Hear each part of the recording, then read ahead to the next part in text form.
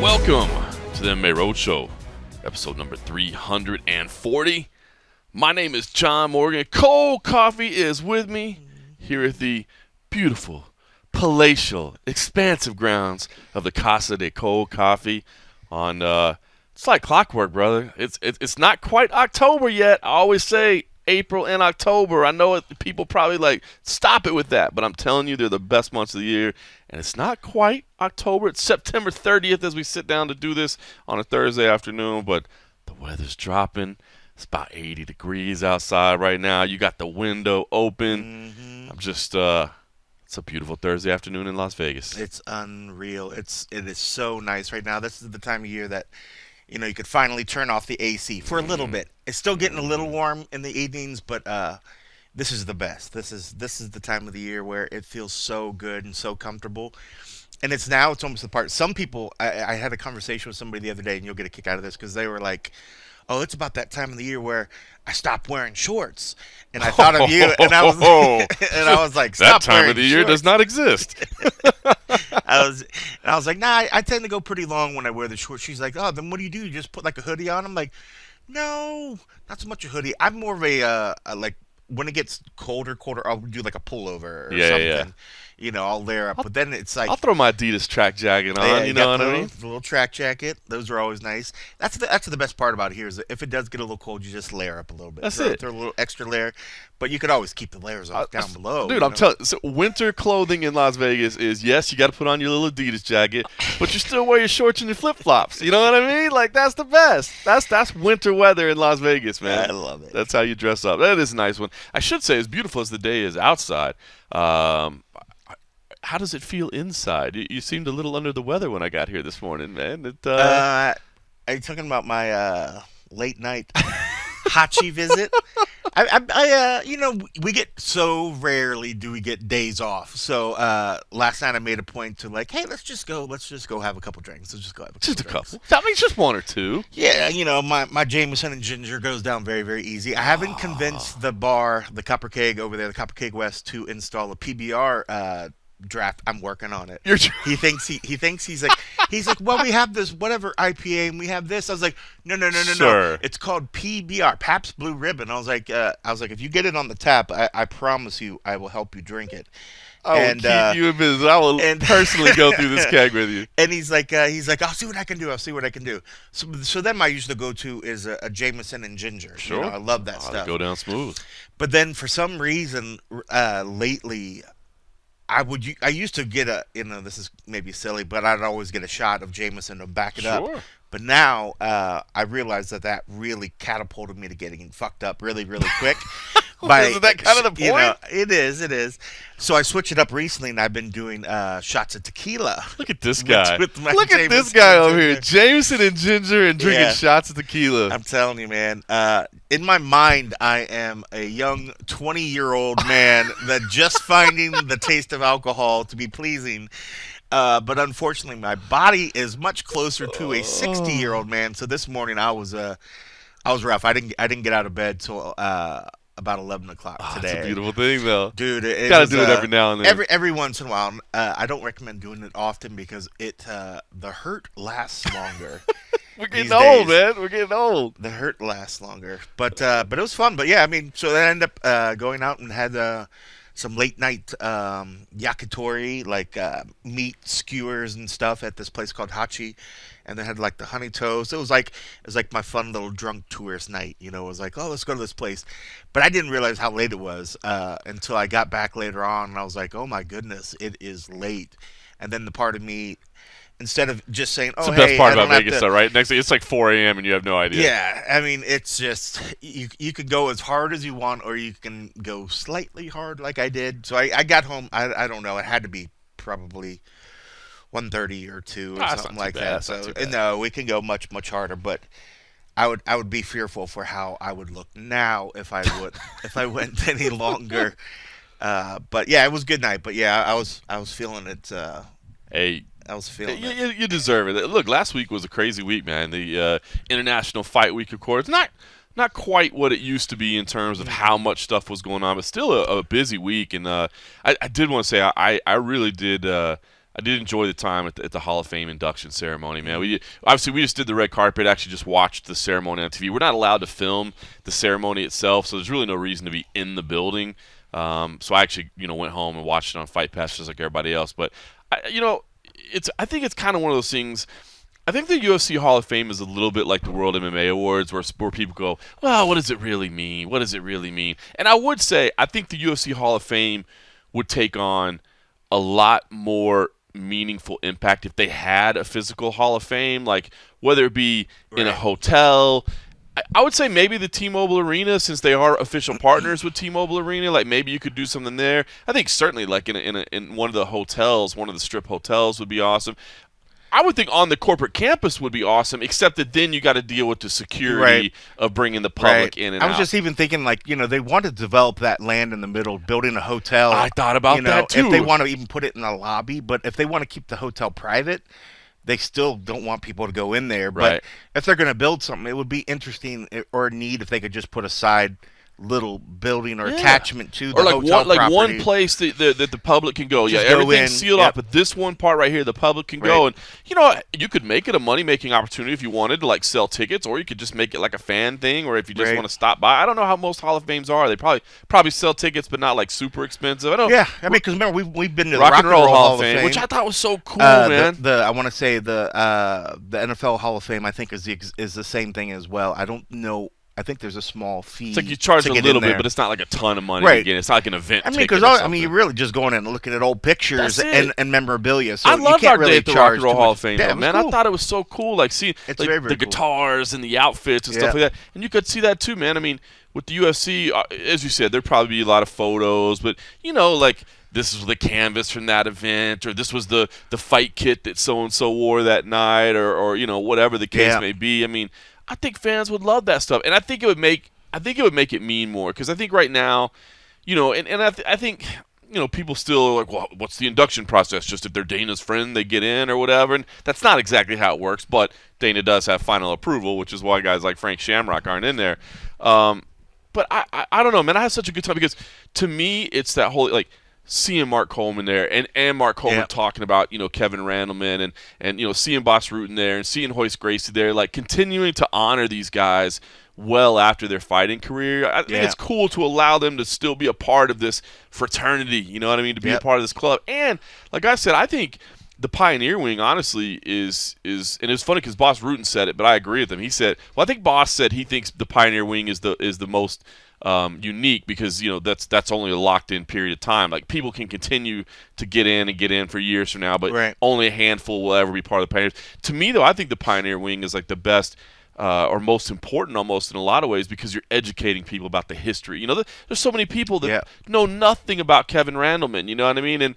And for him to get in, and by the way, I thought his wife stole the show, man. If you haven't watched the induction ceremony, go watch his wife speak on UFC Fight Pass, because she's hilarious, and she stole the show because I think her spirit and her passion for Kevin Randleman is awesome to this day. But Mark Coleman had said that they had a conversation together, because I asked him, I was like, man, is this bittersweet? This is your guy. You know what I mean? This is your best friend, and he's in, but obviously he's not here to see it. And Mark had said that, look, I spoke with his wife, and we made sure that this is going to be a positive thing. We're not going to be sad about the fact that it's not going to be here. We're going to celebrate his life and celebrate what he meant to the sport. And they did that. You know what I mean? She kept it positive, and she could have been up there in tears about losing her husband at an early age, and instead, she was really celebrating his life. And I don't know, man. I'm sure a lot of people are just like, whatever. It's the UFC Hall of Fame. It's a fake Hall of Fame. It's whatever. But, man, every year as we continue to go, I start to look more and more forward to those nights to see everybody that's there. And I don't know, man. I thought it was that was probably one of the highlights of last week for me. It wasn't quite International Fight Week, but it's getting there again. Well, even that stuff out at the park, whereas before, it used to be at like one of the convention centers or something. Everything was sort of gathered. All the fans would go there, and they felt like they were actually going to an event. You're going to this building. You were taking part of the process. Here, when I realized when you look at all that stuff outside of the park, it looks like just sort of not decorations is the right word, but just little pop-up things that are sort of there. Right. But in a way, that is the outdoor. It's the new outdoor version of what used to be inside, like the convention thing. The meet and greets. Yep.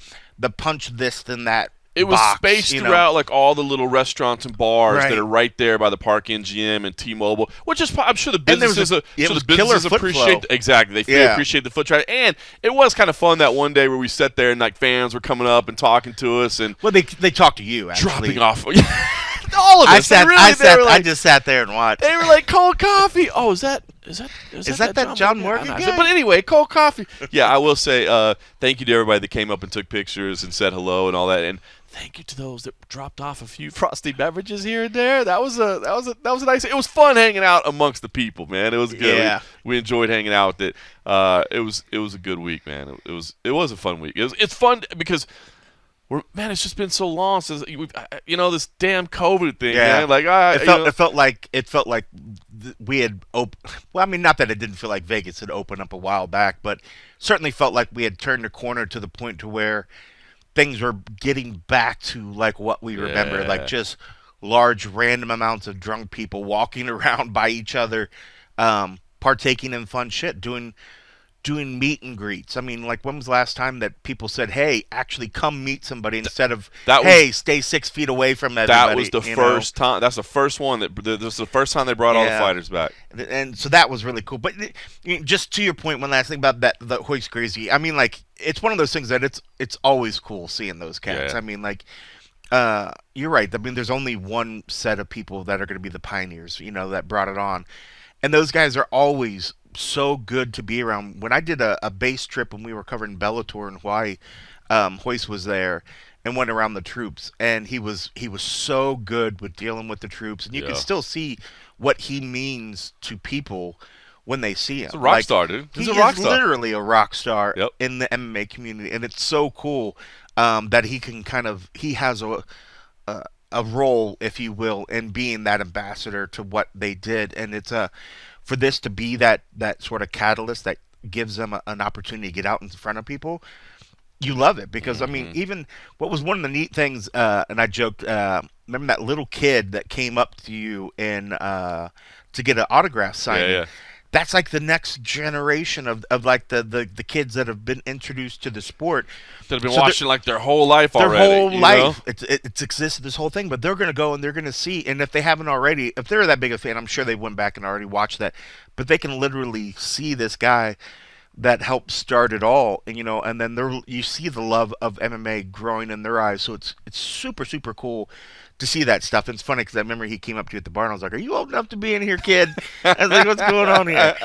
But yeah, man, International Fight Week is a lot of fun. But man, this stretch of events is becoming mind-numbing. I'm not gonna lie. Tuesday, Saturday. This 2 week shit, and it's not just like it's that, because don't forget the weigh-ins on 2 of the other days, and then a media day thrown in there. Yeah. So literally 6 days, 5-6 days of the week, we're heading over to the UFC in some aspect to do something, and I'm telling you, I am burning the F out.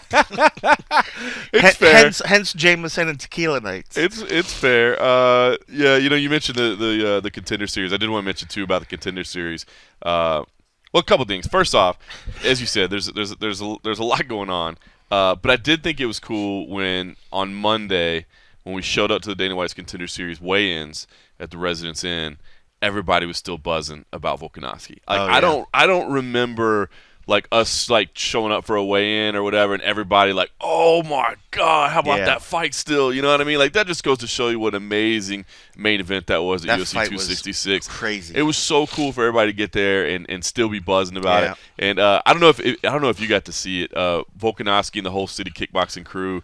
They were at the Raiders game on Sunday as well, which Buffer announced the game again. Started the game off, and then they showed Volkanovski on the screen, and it's so great because we're talking about like what it takes for this guy to get respect. He's a guy that we've always liked, right? Not only as a fighter, we've always said, hey, this guy is destined for greatness, but we've also just liked him as a person. He's a great, great fun dude. How can you not like the dude? I mean, he's never done anything to like do anything bad towards the he's sport. A fun dude. I mean, remember his shtick in the beginning used to be like getting a new suit for every like media day or whatever. But it was funny because they were just like the $200 suits. Now he's got the real deal. But anyway, he's got great personality and stuff. Is a $200 suit not a real suit? I mean, no, it's what's what I pay for a suit. I was like, man, I can't remember the last time I had to. I think for a wedding, I dropped a little bit more than that. Besides that, I'm like, oh yeah, I don't try to pay much more than that. But so anyway, he's on the screen. And it's great because, he had the belt over his shoulder, which that was cool, just showing it. He still had the marks on his face and all that.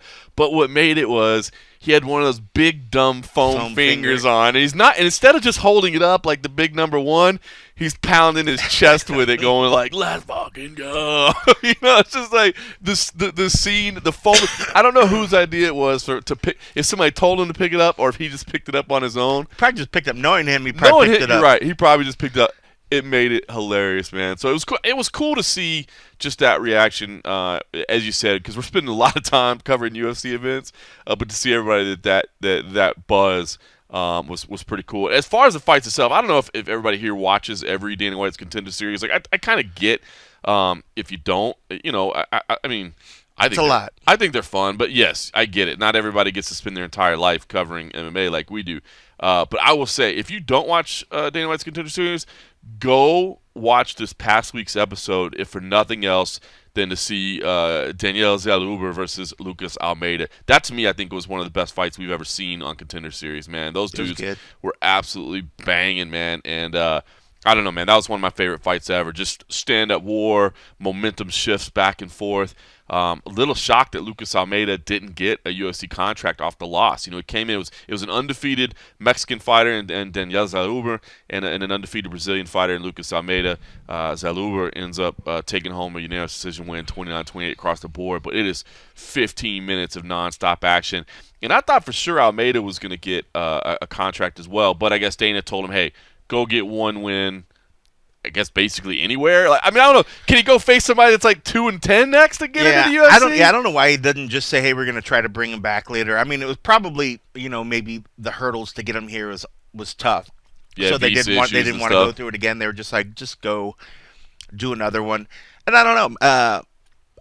It's weird because when he did that at the very beginning of the year, now I think we all assume like that it's going to happen again. Maybe it was a real freak occurrence. The fact that he actually gave one to a loser. Yeah, because this season was the first time somebody that lost got a contract. Ever seen it? So I just don't know if maybe we just need to get that mindset back in our heads that, hey, if this guy is a loser, more than likely they're not going to get a contract. Because he did say that night that he thought the loser won. He thought the decision was wrong. Here, I think we all thought the decision was fair. Mm-hmm. It was clear that Almeida won the first round. Zaluber won round 2. 3 was close, but I thought he won it. So it seemed like I know I scored it 29-28. All 3 judges had it the same way. So you're right. Maybe it's maybe it's because he thought that one was controversial. Yeah, and we've been riding him a little hard. Well, not hard, whatever. But about the amount of contracts. It's probably true, right? He's seeing it. He's feeling it. Because, it's hard to deny when you have a huge roster. And now, he used to always say, oh, well, I got 400 something. Now that number seems to be 600, 700. That number is much bigger. But it's hard to not think that he hears when people say, hey, you're bringing all these low contract fighters in here and you're not giving fights to the bigger ones. At some point, that's got to start adding up, regardless of how you want to spin it, and regardless if you say F you if you think it's not right, I'm just go start your own promotion. It's not that, or everybody would have a promotion. But I feel like maybe that now, after seeing how the past couple weeks, I think there's been a couple that were close that we sort of joked that the loser was going to get it. We haven't seen it. Yeah, so I'm starting to think that now it's going back to kind of how it was. Unless there is something, like you said, something controversial where Dana's just like, F you, judges, you were way crazy. I'm giving this guy a shot. I think now we're going to probably get back to the point where losers aren't going to get one.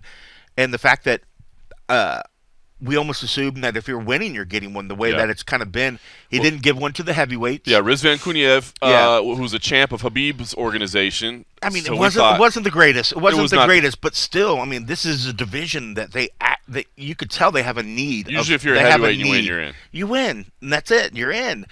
But this one, he was like, I'm just wasn't really impressed. I'm like, okay. Like, it did feel like he was being a bit stingy because every week, it's just been, you get a contract. You get a contract. I did wonder, like, I don't know if you were paying attention to his pre-fight package on Kuniev. I did not. But so obviously it was translated, but it's like one of the lines was, I think Contender Series is below me. Oh, I remember hearing that. Yeah.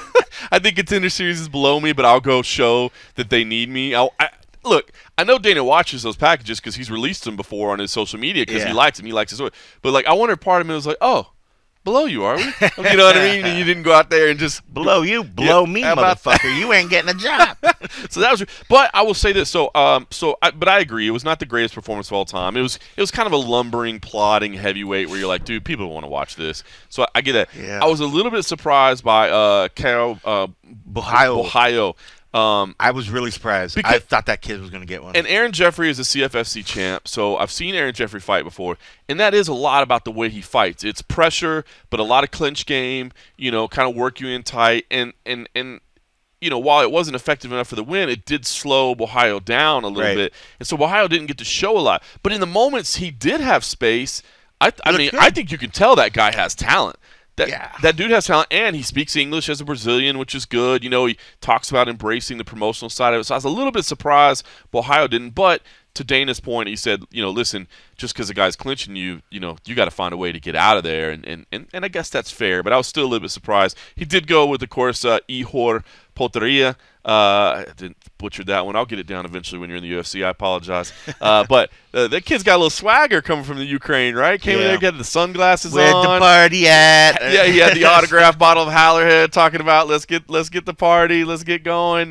Sounds like he'll probably drop down to middleweight. He doesn't cut much weight to get to 205, so it sounds like he'll probably get down to middleweight. But anyway, if you didn't watch it, I'm telling you, go watch that Zaluber fight against Almeida. That was probably my favorite Contender Series fight of all time. I think it's just the one that stands out to me most right now. If I'm missing one, I apologize. There's been really feel good free to ones. remind me. There's been some good ones, but really I good loved ones.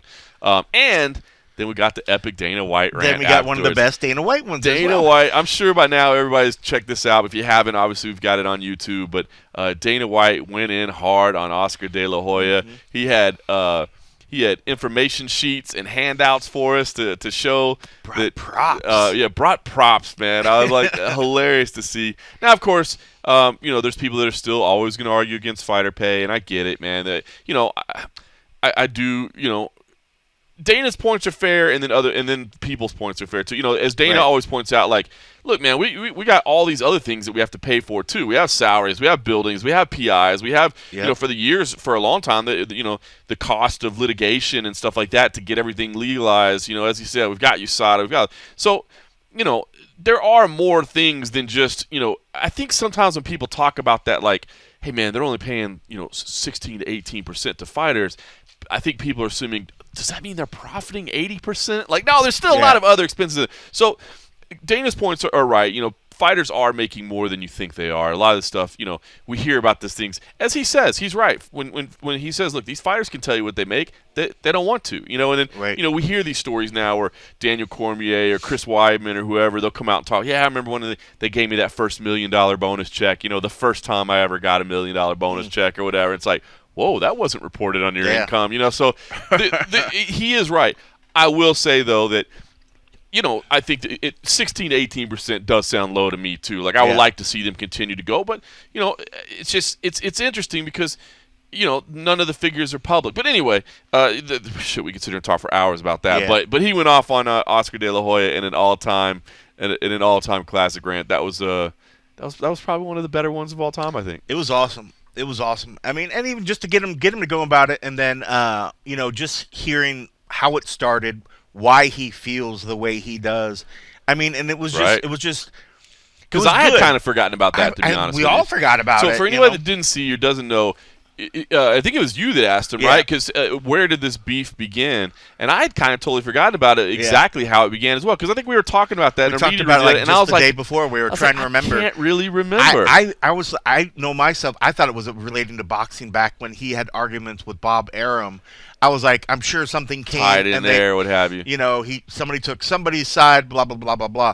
Because when it happened, and listen to Dana say it. it's in the interview. It's awesome. But he said it all started back at the McGregor Mayweather when Oscar came out and said, "Don't buy this," because he had his own promotion, That's right, own event going on with like Canelo or yeah, something. I don't think it was that same day, but I think it was like that same month or whatever. Right. It was around there. So a lot of people aren't going to be able to afford 2 pay-per-views in a month. Right. So he's trying to. So he was like, don't buy this. This is a disgrace to boxing. Right. And Dana, who said, dude, I used to promote his fights as a fighter. I used to promote his fights as a promoter. Like, I'd use my own social media to say, hey, man, look, check out Oscar's fight, which he used to do that a lot. You know, he never was shy about talking about. Him and Lorenzo would go to boxing matches and stuff. So, and then he said when De La Hoya did that, or said, don't buy my product, then that's when he was like. Yeah, he took it like a stab in the back. Yeah. He took it personal. And what's crazy, because as he said that, I remember feeling like I had the memory of when that happened, that we were like, damn, like shit's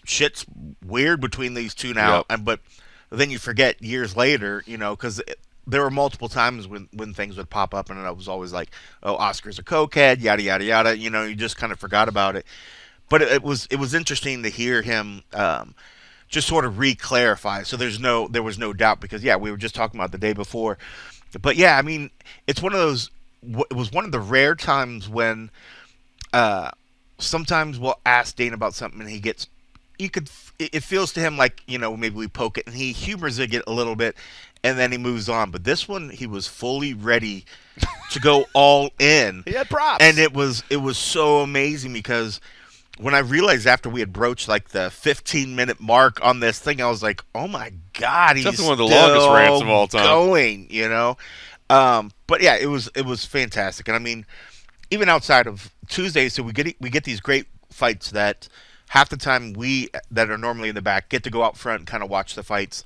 Then we're also rewarded. It's fun for you as a videographer, right? Because you're usually stuck in the back doing interviews. Stuck in the back you doing actually whatever. get to come out and watch fights. Could come watch fights, and then we were rewarded with probably the most Dana interview that we've seen in a while. The comments were funny, where people were just like, "This is the Dana I missed." Oh, dude, it's true. It's true. I mean, but. You got to think. I think we all thought that after the Endeavor buy, that we weren't going to see vintage Dana, like those days of him going completely all in on somebody. I think we thought those days were over. We realized that. I mean, that's not true. He still does it, but very rarely. I wouldn't say that he's more reserved these days. I think he's got a lot of maybe irons in the fire that his mind is distracted in certain things. So it's good that when we get him, when he's fully engaged and willing to just sort of like, open the curtain and give us some like really gems. Mm-hmm. And this one was by far the most memorable one that we've had in a long time. A long time. And you said he even hit you up. Yeah. Afterwards, he's like, "Hey, he was like, yeah, what'd you enjoy think? that?" He did. He reached out to me. He's like, "What'd you think about that?" I was like, "Bro, that was good. That was epic." I was like, "If you want to bring us more of those, come on with it." Yeah, him and I were talking about some other stuff. I'll actually get to that later, but it's not MMA related. But I'll share a little something. All right, listen. Well, speaking of Dana, I did want to get your take as well on this Jon Jones thing. So we talked about the greatness of the Hall of Fame.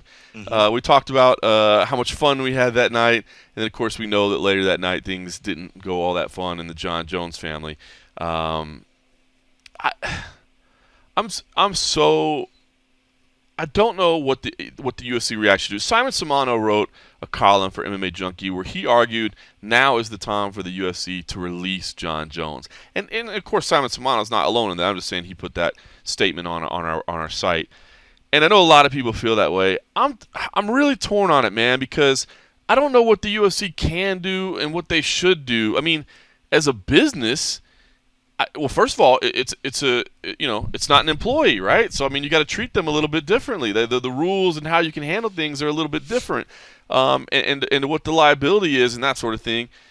I guess there is kind of a moral thing, though. I mean, the guy continues to get in trouble, but I don't know. I mean, in a business sense, he's not really impacting your business. Like, I don't think there's going to be many people. I mean, do you think there's people who are like, I'm not going to watch the UFC because they still employ that Jon Jones guy? It does give fuel for somebody to say this is the kind of business. I mean, as much as Dana likes to say, it's a business where people go in there and smash each other's face. They're going in there fighting.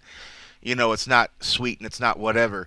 But when you get to the point of where there's alleged domestic violence, and you're seeing pictures and you're seeing and hearing stories of, girlfriends and spouses bloodied up, and and you're hearing all these things. It's hard to not think at some point that somebody on the outside is going to be like, this is the kind of people that you want to deal with. You're willing to make money while still, employing these people. And I mean, all these athletes sign and do the whole athlete code of conduct and stuff, where they've said in the past, they can't disparage the UFC, that they are representatives of the UFC. So regardless of whether employees or not, I mean, they do represent the thing. It was the same thing back when, remember, was it Miguel Torres made a rape comment, a rape van joke or something like that. They didn't. They thought that was pretty serious enough that where they're like, all right, see you, kid. Yeah. It's hard to not think that you don't cut ties with somebody if it comes out and it's all shown, which it seems to be. That's to me. That's what I think. Is it if so? And I'll be honest. I don't remember all the details of it, but I do remember the Ray Rice video in the elevator, right? Where I think people knew there was an incident, and people were like, okay, but that's okay. And then once you saw the video where it was like, I think it's not he said, he knocked she out a said, woman and then dragged her body.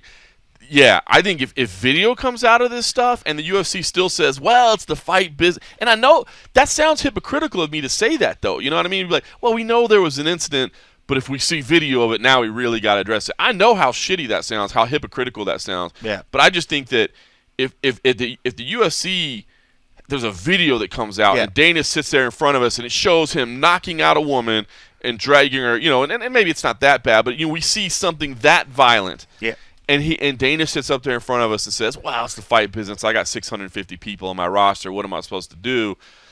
I don't think you can do that. You can't. And I know that sounds hypocritical because if the incident happened, the incident happened. But but remember, we're talking in terms of will it influence? Will it affect the UFC? Will it cause harm? It's one thing to hear somebody does something and you're like, and you imagine it in your head. Everybody can imagine what I imagine might look different than what you imagine it to look like. But when you see it, it's hard to not internalize what you see, and that immediately is just going to start a little slow burning wildfire. That would impact the business, right? It will impact. I mean, can you imagine the negative publicity that the UFC would receive if they're like, they signed off on this? And think about the other. There's a lot of news organizations that won't touch anything if it's just like he said, she said. They might they'll put the picture up of John, his mugshot or something. That's something.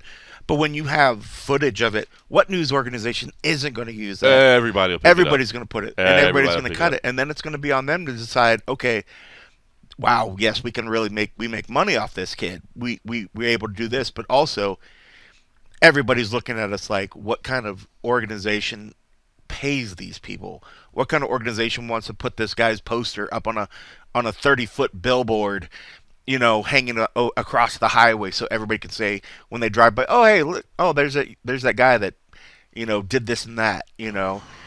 I would think it'd have to. I mean, and that's the kind of thing, as much as he wants to say, oh, well, we let the courts play out. I mean, if you get the footage, it's going to play out very hard. That's what I'm saying. At that point, for him in the courts. So at that point, do you even need to wait on what happens? Yeah. Because we already see what's happening, right? I mean, his fiance in the police report wouldn't, nothing happened, but she's got a bloody lip. Yeah. And well, if there's video stuff, she doesn't have to do it. Yeah. I mean, they have the proof that they need.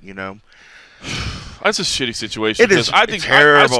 I've always said, to me, John Jones is the greatest of all time. He's dominated his division for a decade. He's beat former champions. Yes, he's had a couple tests here and there, but not many. You know what I mean? To me, he's the greatest of all time. And this just stuff continues to happen, man. It's not. Yeah. At some point when it continues to happen, it's not unfortunate incidents around you. You know what I mean? It's you. And I don't know, man. I'm okay with the UFC, I guess, sitting back and saying, hey, we're going to wait to see how this plays out. I get that. They've established that's like the precedent. That's what they do. Right. So it makes sense that they wouldn't, sort of differ from that. I mean, look at the same thing. Like a lot of people, when even looking at Hardy, he's also another guy that's like, I've never been convicted. Right. I've never this. So they have that little legal leeway, whereas that could have been easily one where they're like, okay, no, we're just not going to pick this cat up, So I mean, there's sort of the precedent for them because they want to see how it plays out in the courts. Just torn. Because as I hear the words come out of my mouth, like I know how hypocritical that sounds. Like I do think we do need to see it play. I guess that's what I'm assuming is I'm assuming the video is bad. Maybe the video is not that bad. Maybe the incident wasn't that bad. You know what I mean? Like I mean, if somebody's bleeding, I'm assuming something happened. You know what I mean? Right. But I guess maybe that's why I'm saying if there's video of him knocking her out or something, clearly you gotta. At that point you got to get rid of the guy. But if there's not, but we know there was an incident, I don't know, man. It's just such a shitty situation. I wish John wouldn't continue to put himself in these positions, and I wish somebody around him would get him help, man, because he's an incredibly talented athlete. He does amazing things in the octagon. He's the greatest of all time, and I just hate that we have to have these discussions over and over about the guy. And I just wish somebody. I say get him help, but I guess you can't get help unless you want help yourself, right? I mean, you can't force somebody to be a better person. You can't force somebody to not, deal with substances or whatever the case may be. It's just so maddening, man. I just hate that we're seeing this play out again, man. I guess that's all I got with that. I feel bad for his kids too, man. I think about my kid, but I thought about that, like my son having to ask for somebody to call the police about me or something like that, man. Like I just all right, listen, the schedule carries on. It's a fight week that it's a fight week for me too. It's just a different fight week. I will be a part of CFFC 101. That's right, Cage Fury Fighting Championships is out in Bensalem, Pennsylvania, Parks Casino on Saturday morning. Pumi Akuta is putting his flyweight title on the line against Miguel Diaz. That was actually supposed to be Santo Curatolo, and then Santo Curatolo got the call up to the Contender Series. He had a tough matchup there. Things didn't go his way, but Miguel Diaz will be there. So myself and CM Punk will be on the call.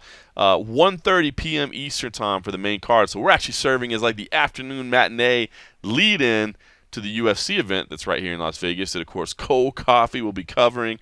That is UFC Fight Night 193, Santos versus Walker. Big light heavyweight matchup there. Thiago Santos versus Johnny Walker, a couple Brazilians. We spoke to both these guys. I did take part in the media day, even though I won't be covering the fight. Kind of an interesting position for both guys, right? Like Johnny Walker, had the losses, got the win, then injured his bicep and has been sitting out. It's been 13 months for Johnny Walker. Johnny Walker, a dude that like had all the momentum in the world, came in 3 performances of the nights in a row. We're like, this dude's the next star. Then had a couple setbacks, has this injury, and now he's in this position to face, he's back in the main event. He's working out in SPG Ireland, and wants to make a big statement. He says, hey, man, I have matured. Everything that I accomplished before now, I wasn't even handling myself as a professional. I was just, kind of half-assing it. Now I'm taking everything serious. And if that's true, if he was half-assing it coming in with those 3 performances of the nights and now he's a professional, damn, that's amazing. You know who else said that? Who's that? Back in the day? John Jones. Not that I would consider Walker to be on Jones's level, but Jones got by. Well, just and that is true. And that is true. He was partying all the time. Partying, half-assing through practice. He would say he was like, I wasn't really even going, whatever in practices until he really focused, and then we saw what happened. If any fraction of that is the same thing for Johnny, that's going to be good. That'd be amazing. It's going to be good because he's his athleticism. He's got youth on his side. He's got just a crazy cool personality. I mean, he has everything about him that could be a superstar. Speaking good English now. Speaking wonderful English. That's great. I mean, it's something. It's funny, man. Every time I think about that, I think about the great Brian Stan when he was still doing his commentary duties. I remember him telling me one time that one of the things that helped him realize it was time to step aside was working out with John Jones. Yeah. And he was like, John would come in like still drunk from the night before and just fuck me up. Yeah. And he's like, why am I even in this sport, dude? Like, this dude's not even trying and he's whipping my ass. He's like, I am not made for this. So that story always cracks me up. All right, but on the other side, Thiago Marreta Santos as well. And Thiago Santos, I don't want to say they have the same story, but in some ways they kind of do, right? Where Thiago says, like, look, he's had a couple setbacks as well.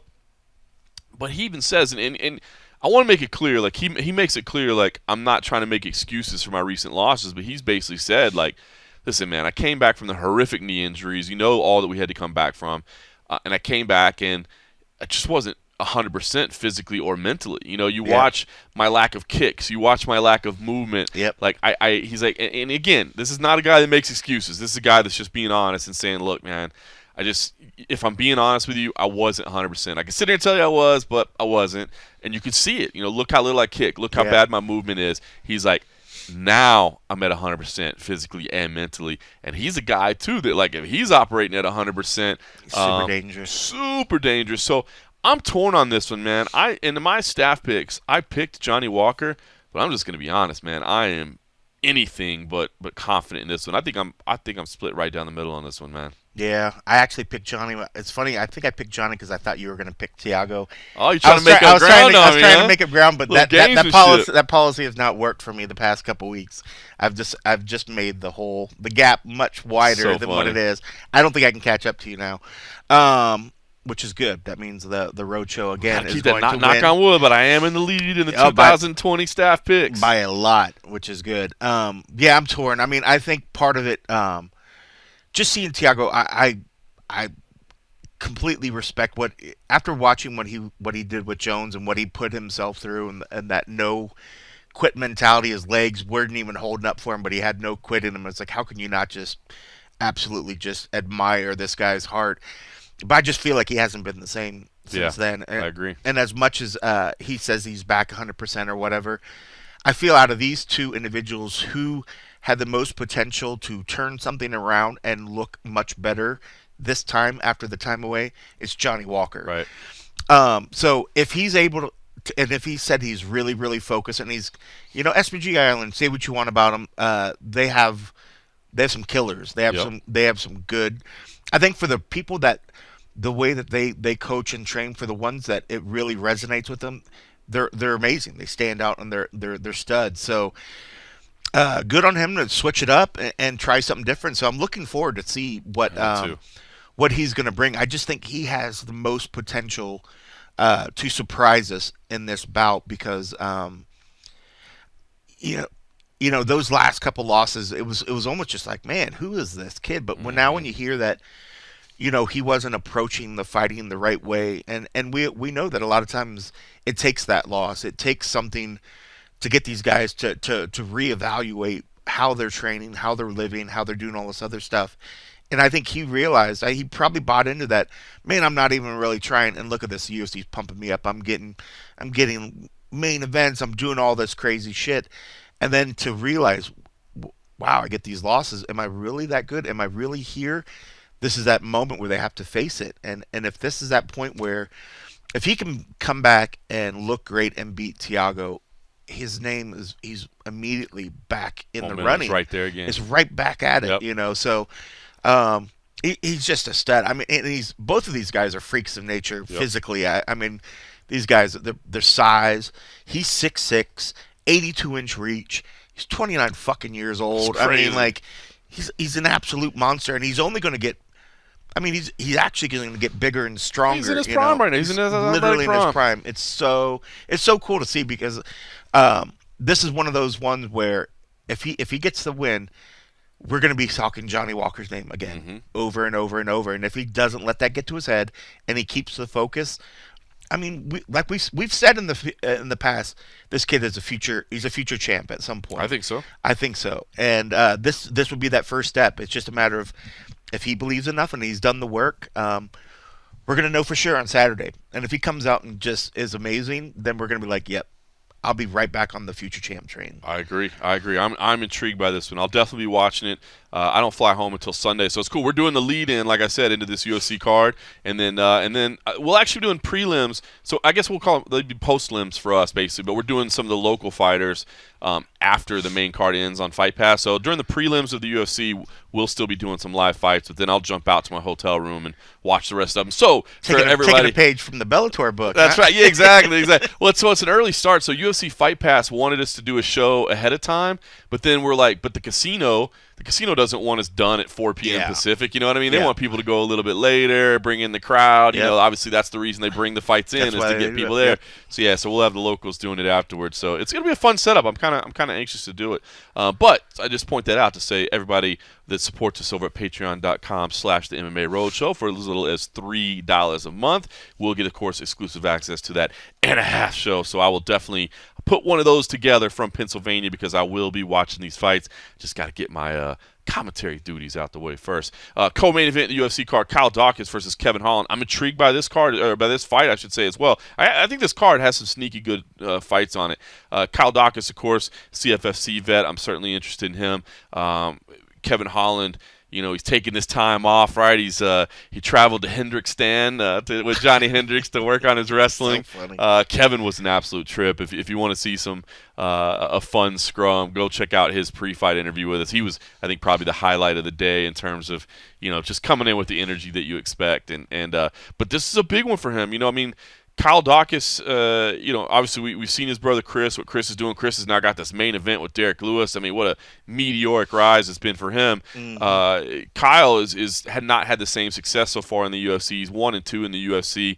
But the names that he lost to, Brendan Allen, Phil Hawes, I mean, we're not talking about chumps there. You know what I mean? Good fights. And Kyle Dawkins is somebody that has a decent level of grappling, you know what I mean? Which I thought this matchup was intriguing for Holland because it's a step down in terms of, you know, name recognition and that sort of thing. But, you know, the UFC didn't give him you know, hey, we'll hand you a pure striker because we know they're still testing him. You know, they still want to see what Kevin Holland has. So I'm really, really intrigued to see what Kevin can do here because this is a big one. Imagine losing to Phil Hawes, whatever, and getting rewarded by getting Kevin Holland. It's the strength. It doesn't make any sense. Yo, what they've been doing to Kyle Dawkins is crazy, man. They literally gave him a tougher fight after a loss. Yes. That doesn't make any sense. I mean, boy, and Brendan Allen's no joke either. Yeah, I mean, credit to Chris Dawkins. I mean, like his hands in his last fight, so amazing. fantastic, so fantastic. And I love the fact that dude's a cop. Yeah. And now he's becoming this killer heavyweight. And you know some of that mentality has got to rub off on the brother as well. But man, it's just crazy to think that because Kevin Holland is, you know, last time we saw him, there were a lot of questions because it was just like the jawing too much in the cage, just talking to guys outside of it. The lack of pulling the trigger on something. Is he taking this serious? Is he taking this serious? Yeah. You know, I feel like we are going to see the Kevin that because there's no high what is it? The high ranked guys that to where his head can get in play and maybe there is any self doubt or whatever. I'm expecting the Kevin that we were all saying was a future contender, you know, to show up, and this poor kid. Dawkins, who just lost to a stud and Phil, gets this. But this, I mean, like you said, if this is a matter of the ground game, and did Kevin get that squared away? But like they always say, the fight starts standing. It's not like immediately they're going to go to the ground or anything. And have we even seen that Dawkins is just going to be able to get in there and just get him to the ground and have his way? It didn't work, you know, against some of the other guys, you know. So I don't know. I mean. But they always talk about the matchmaking. This one leaves my head scratching because I don't understand how you give him Kevin Holland after a loss. know, like if it was, it doesn't make any sense. I'm telling you, it was such a head scratcher to me too. Plus, like I said, I thought maybe they'd give Kevin Holland somebody that's just a pure striker. You know what I mean? To like let him kind of build back up a little bit. So both these guys, it's just like. I mean, I guess that's good matchmaking when it seems like bad matchmaking for both guys. You know, it's not an easy fight. It doesn't favor either guy. But I'm intrigued by this one for sure. Should be a good one. I like Alex Oliveira versus Nico Price. We don't even have to talk about that. There's no way that fight's not going to be absolute bonkers. You just jinxed it. Okay. Let me go ahead and knock on wood anyway. Yeah. Nico's got to fight. Remember, he's making on them babies. By the way, I should give a shout out. We broke this fight, by the way, and this is one of the most random fight breakings I've ever had. The Oliveira Price one? Yeah. I actually, and I don't. To be honest with you, I don't worry that much about trying to report fights anymore because it's just a non-stop. There's just so much going on. but I had a fan reach out to me that was like, "Hey, I was just at a signing, and with I'll just show you one of the fighters, and the fighter, one of those two guys mentioned to this guy that the fight was happening, and he was just like, so I thought you might want to know John Morgan, and he sent it out to me, and I reached out to the property parties involved, and it was like, well, sure enough, he's right. That fight's signed. So it was just awesome. a random fan that was like, hey, John, check this out. I just heard this. Figured you might want to report it. I was like, bro, thank you. That was very cool of you, man. Thank you. So anyway, but I think that fight's going to be great. Hopefully I didn't curse it right there, but I just don't see how those guys could be involved in a boring fight. So I'm excited for that one. Misha Serkinov dropping down to 185 pounds. We saw him on Wednesday. I didn't think he looked bad. No. I was a little worried to see, like, is this going to look rough? Is he going to be all depleted? Yeah, he didn't. He seemed to be okay. So I don't think. Well, I mean, again, we'll see Friday morning. It just makes you wonder at what point he is in his weight cut. Yeah, he didn't look bad, that's for sure. And Jocko, of course, Jocko, by the way, came in with a little black eye, but that's that old Rich Franklin look. You know what I mean? It just means he's been working hard and can't. The funny one that kind of got some added value on Media Day was Macy Chiasson and Aspen Ladd. This was the fight, of course, that was supposed to happen back in July. Chiasson had to pull out on fight week, and if I recall, she cited injury but didn't go into it a whole lot. And I think everybody was like, BS, she wasn't going to make weight. You know what I mean? That was kind of the assumption. I mean, when you talk about getting an injury on fight week, it's like, what? Like, what could you be doing to get injured on fight week? Yeah. And so everybody was like, BS, she just wasn't going to make weight, so she pulled out. She told us a story that we knew that wasn't the case, but it wasn't, some things not sure what the athlete wants to share public or that sort of thing. But she told a story this week that basically she had hurt herself. She had a stress fracture in her foot like 3 weeks out, thought she could fight through it, and then it came fight week, and she was just kind of warming up and hit a bad kick, and the pain was just unbearable, and she couldn't walk, and she was like, obviously I'm going to need my feet to kind of defend takedowns and stuff against Aspen Ladd. But so anyway, a little bit of bad blood between them as Aspen was certainly frustrated. Remember, that was Aspen's big comeback after her knee surgery and all that. So she, to have to delay that, she was pissed off, and she didn't have the nicest things to say. And Macy certainly saw that and was like, thought it was a little bit classless. She's like, I'm not saying it's personal, but I thought I didn't really like what she had to say. So, this is a fight that I personally think favors Aspen Ladd just because I think her grappling is so damn good. But Macy Chiasson is big. Yep. She's nasty, and she's pissed off right now. So this could have a little flavor to it. Yeah, and I mean, I thought you made a good point too. Conor was saying, when you brought up Conor McGregor and how Conor said he had a stress fracture leading into it, and you saw what happened to his foot. So if that is in fact true, like she says, I mean, that makes a lot of sense. But yeah, a lot of us had questions about that one. But yeah, I mean, her coming in, she's just so strong. But Aspen's kind of got that strength that it's not shown immediately when you look at her. Yeah. You look at her and you're like, oh, she's a bit undersized, And then she takes you down and then she sits takes on you you and down, starts and then beating they the can't piss get out up. of you. They can't get up, I stuck with my original pick from the last time, which was Macy Chiasson. I thought if she could keep it on the feet, I thought that, and maybe it's homering, I don't know. But I just feel like I think that she has the potential to break out at some point. I just don't know when that would be. If this could be that fight, this would do It's be huge for her. Loads Yep. for her cred, I guess, within the UFC and what she's capable of doing. But you're right. Now as you sort of talk about Aspen being on top, it's funny when I go back in the memories in my head of every fight I've seen of her. There's always a vision of her on top of her opponent, just bringing down ground and pound. And I don't know. Macy's strong in this. I think she has the ability, at least early on, to get her off of her if it does come to that, just by in terms of the sheer size that she has. Yep. But as the rounds go on and that keeps happening, at some point they just all wear down. That's it. You just you can't get frustrated. You got to keep your mental focus, and you got to keep doing everything technically perfect. Otherwise, you're going to end up in your back, because Aspen is going to be relentless coming at you. She is technically really, really fucking spectacular. Yeah. And I'm second guessing my pick, but it's got a little flavor in it. Yeah. So I think the main card is going to be really, really good. Mike Breeden steps in against Alexander Hernandez. We didn't get to talk to those guys because Breeden, I think, was a little bit late arriving to camp, or not to camp, but to the fight week. Prelims not bad either. There, you got intriguing one, I think. Casey O'Neill. A lot of people high on Casey O'Neill against Antonina Shevchenko. Of course, has been training alongside her sister for her camp.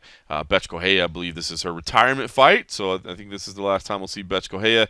Jamie Malarkey, Devontae Smith looks like it could be fun. We got a chance to speak to Gaetano Pereiro.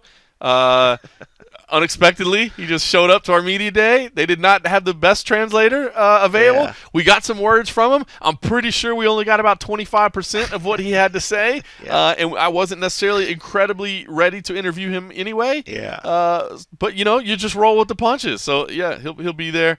Johnny Eduardo versus Alejandra Perez could be a fun fight to start things out. So listen, I think it's gonna be a fun UFC card on Saturday. Cold Coffee will be there for us at MMA Junkie, so we'll have full coverage over there. Like I said, I'll be watching it on TV with the rest of you cats, and I'll stop by with an and a half afterwards. Of course, this isn't the only big MMA event this weekend.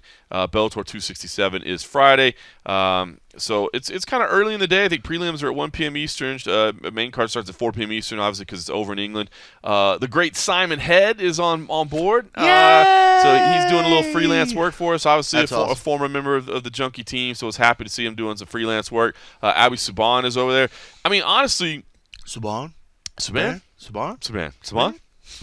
Honestly, I think that's a deep cut there. Honestly, no, listen, I think, kind of a big weekend for everybody there. I mean, they haven't been doing events over in England, and they're starting to get back to it. Fans in the building. Obviously, Cage Warriors is actually doing a trilogy event this week with fans as well. But I know everybody's excited.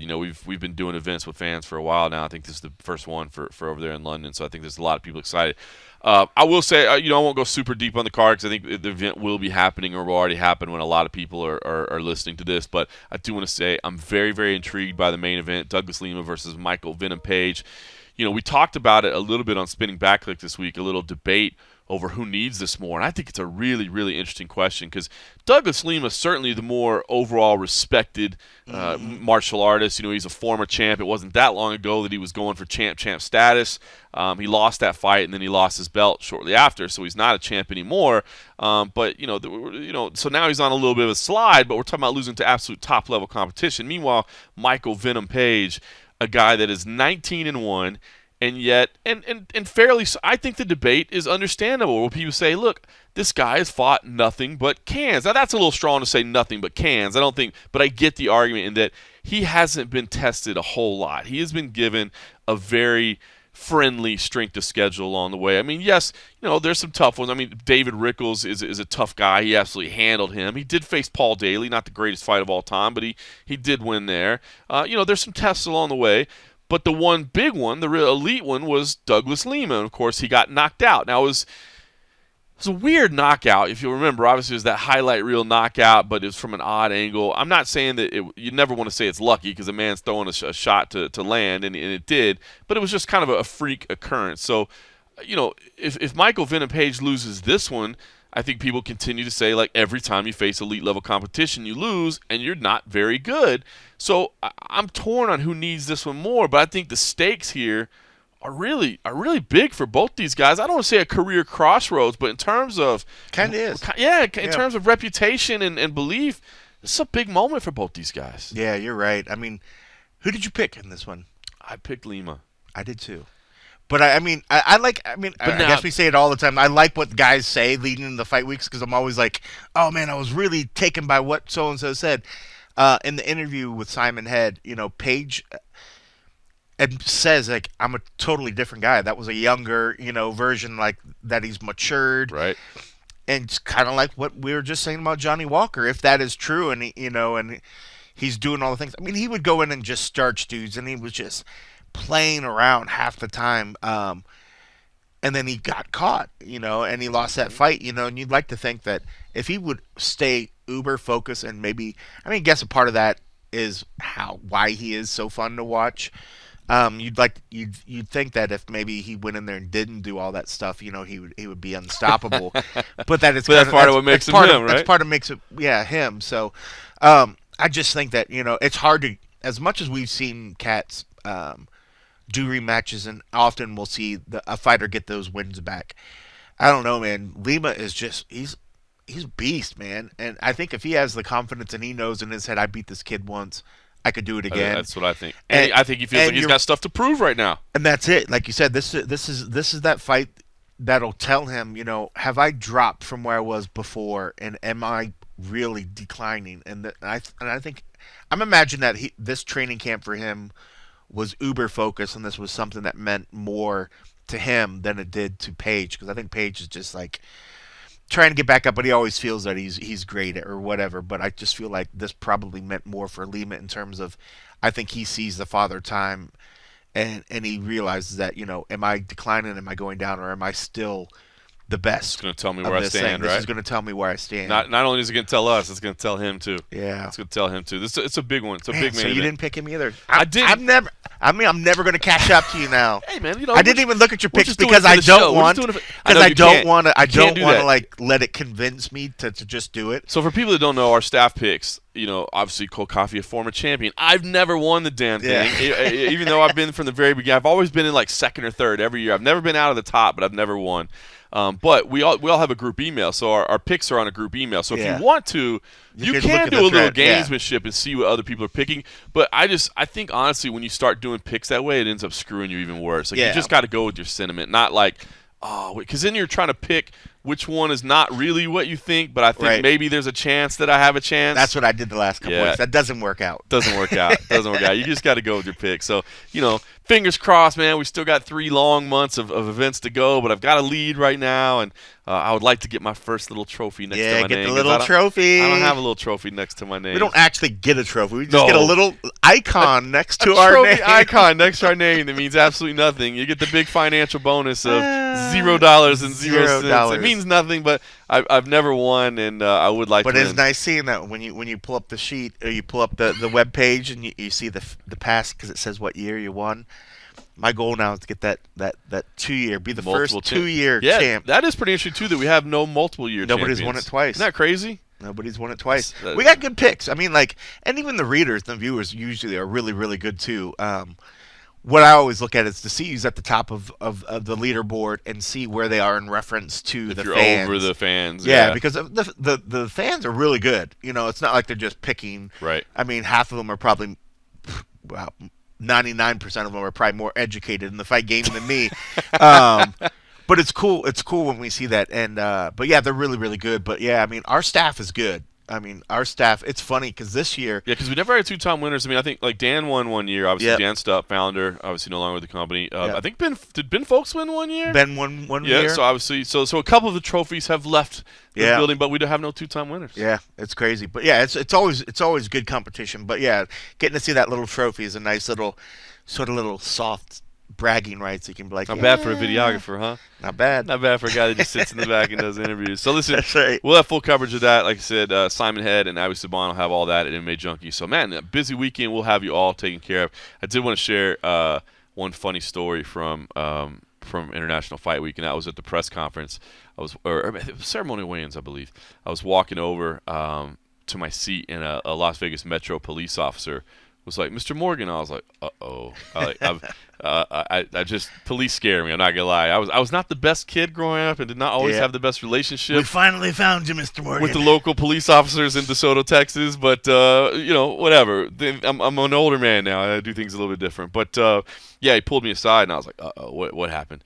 And he's like, "Dude, I gotta tell you a story." He's like, "I had one amateur fight 8 years ago in Tough Enough, and you commentated on my fight." And I'm like, "Uh-oh, is this dude going to tell me like I was the biggest jackass ever? Like, what's he going to say?" I was like, all right.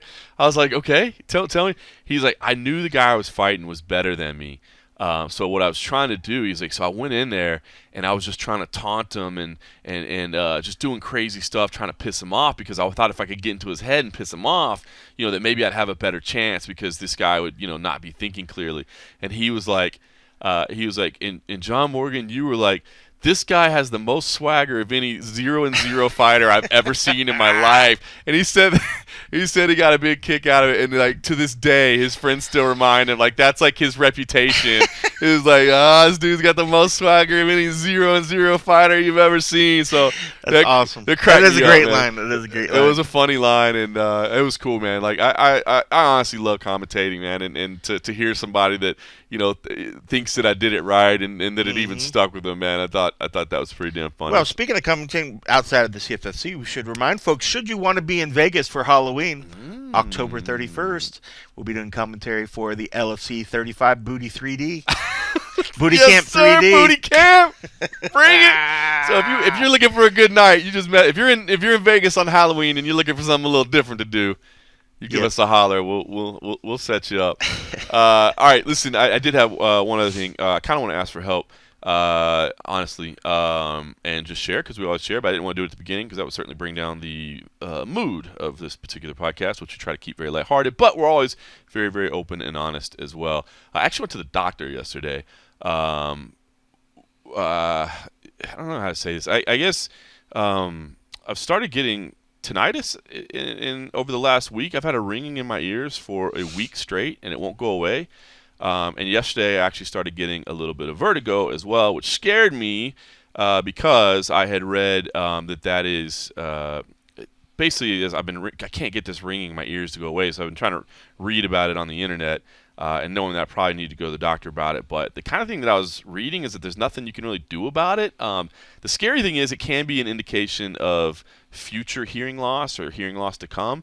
And that honestly scared the crap out of me because I started thinking about trying to do this job without being able to hear, which would make interviews, I guess, and stuff very difficult, and doing a podcast and things like that. So it kind of scared me a little bit. Yeah, and then I started reading about Meniere's disease, which is the thing that Dana White has. And what I read was, and I remembered him talking about in the past how he would get vertigo really bad. And so when I got it yesterday, it scared me because I had read that that's what this stuff is, that's an indication of it. So actually, it happened right after we finished the media day yesterday. And thankfully, there was a doctor right around the corner that would take me in. And so they've started doing some tests on me. It does look like I have some nerve damage in my ears. The doctor assured me some of that is just a part of getting older, which sucks. But the ringing in my ears is kind of distracting at some point. So anyway, if anybody's ever dealt with this, I'm starting to kind of educate myself on it. So if you have any history with tinnitus and you got any ideas of how to handle it, please let me know. But when I mentioned earlier that I was speaking to Dana, that I had actually reached out to him and said, hey, I got something weird. It has nothing to do with the fight game. Can you tell me about? And I kind of talked to him his experience with this stuff a little bit and dealing with it because it scares me a little bit, if I'm just being honest. So anyway, So if you've ever had history with this, let me know because I'd like to know what I've learned. I'm learning about it right now. I've got some more tests scheduled and stuff like that, but there's just nothing you can do about it as best I can tell. You can't make it go away, but I guess there's things you can do, things you could take that supposedly help. It's not bad when I'm concentrating on something. Like if I'm actively doing something, like I haven't noticed it while we've been doing this podcast, right? Because I'm actively talking to you and I'm listening to you and we're talking and we're engaged. But like when I was driving over here and I'm just sitting in the car, like driving, it's like really bad. Or like if I'm just sitting around, it's I don't know, man. They say you get used to it, I guess, but right now I don't know how the hell you get used to it. So anyway, high pitched ringing in the ears. So I didn't want to say that at the beginning of the podcast because it's weird. It's not fun. I guess I'm getting older. I think I was actually thinking about as I was sitting in the doctor's office yesterday. Maybe it's a bit of a wake up call to be like, hey, bro, you know how you've always treated yourself like you're immortal and you can just keep doing whatever you want.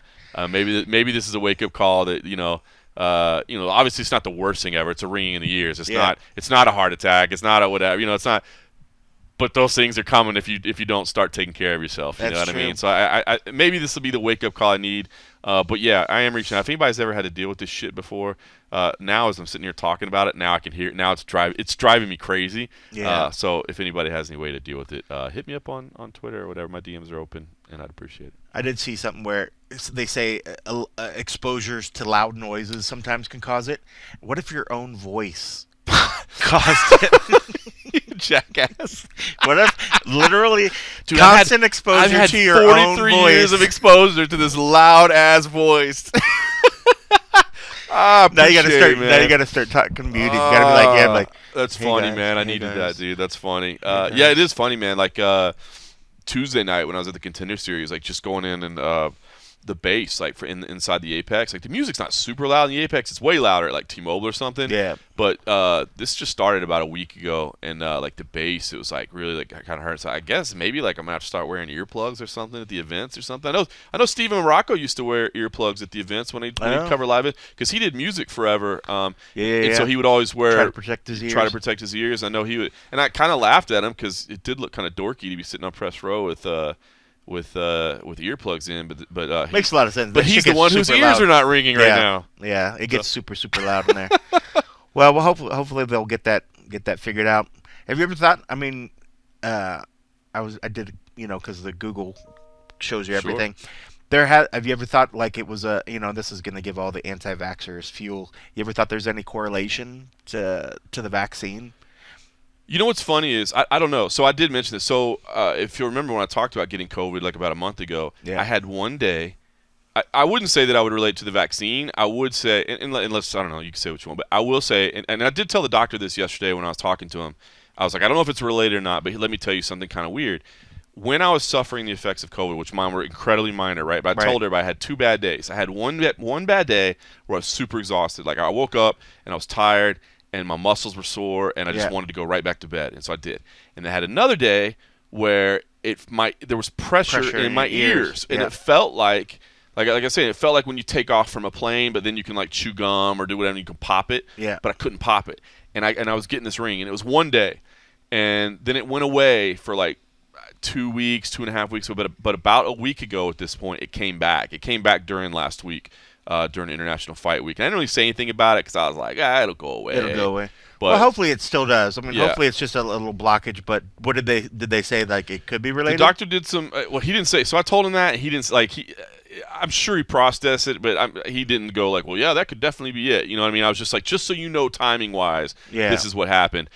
He did like some initial stuff, and they did test my hearing yesterday, and they said it's not bad. They're like, you've lost some hearing, but it's not terrible. So that's good. He was like, it's clear you have some nerve damage, but he's like, the nerve damage doesn't necessarily mean that it's going to continue to like get worse. Yeah, keep deteriorating, exactly. So I don't know. We got some more tests scheduled and some follow-up visits and all that, and yeah, fingers crossed, man. I guess the great thing is like there's science now, and I think they have a lot of really cool like listening devices and stuff like that. But it did kind of initially give me some panic of like, how the fuck do I do this job if I can't hear? You know. But at least you're dealing with it right from the get-go. So hopefully they'll be able to figure something. And I mean, best case, for those that pray and do that stuff, they can just pray for that to work itself out quickly. But at least you're addressing it early on instead of like let it go. Everything I read on the internet was like, the faster you can get this addressed, the better you'll be. Right. But I still didn't go to the doctor because I was like, whatever. I'm just, to be honest with you, like I haven't gone to a doctor in like 15 years. Like I just don't. I know. Well, look, when you look at the picture of health I am, I take that back. I did go to a doctor a while back, and he was like, bro, like, come on, dude, like, hey, you know what you need to do, right? And I was like, yes, I do know what I need to do.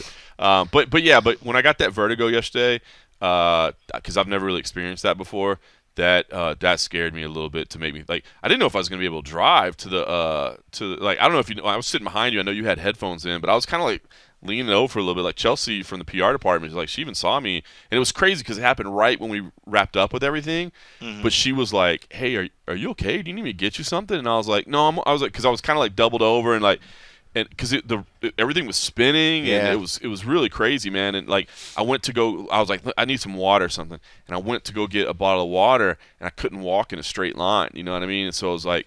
And then it was funny because my wife was helping me get the doctor's appointment set up, and she's like, "Can you drive?" I was like, "Well, it's just like driving drunk. I'll be fine." You know what I mean? And I was just trying to be like, I've done that before. Like we're good, you know, which is terrible to say, but anyway, yeah. So it was. Rocho does not condone. I don't know that would obviously once you're over the legal limit, you get an Uber, you know, all that. But yeah, no, I was trying to be comical to keep myself positive, whatever. Yeah. But yeah. So hopefully it'll work out. Like I said, it doesn't necessarily mean a bad thing, but I did kind of think yesterday, like maybe this is one of those wake up call moments where it's like, bro, you are 43 now, dude, and it's like it ain't gonna get better. Yeah. It ain't gonna get better. You know what I mean?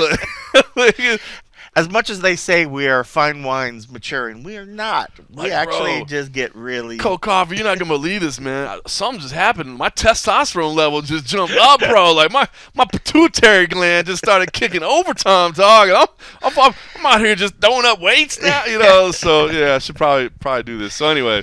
If you got any history with this, any ways to kind of deal with it, which I think is all you can do. You can't really go get it away, but I think you can just deal with it. Please don't hesitate to reach out. And as you said, good thoughts and prayers are always appreciated. So anyway, all right, listen, I got to go finish up my notes for CFFC 101. Please turn in to UFC Fight Pass before ESPN Plus this weekend. We'd love to have you over there.